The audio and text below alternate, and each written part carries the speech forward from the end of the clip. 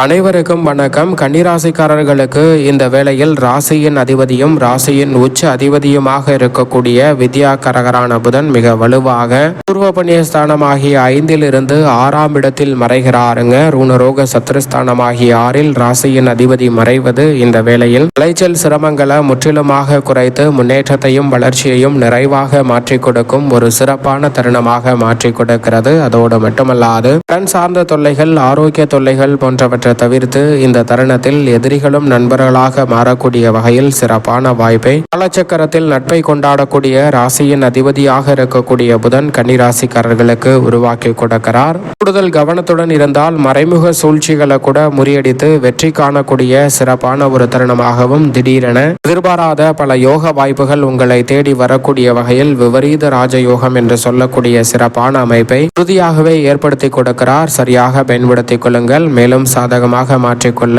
கன்னிராசிக்காரர்கள் வாரத்தில் புதன்கிழமை விரதம் இருந்து அருகாமையில் உள்ள பெருமாள் சன்னதி சென்று தீபமேற்றி வழிபாடு செய்யுங்கள். இரட்டிப்பு நன்மை உங்களை தேடி உறுதியாக வரும்.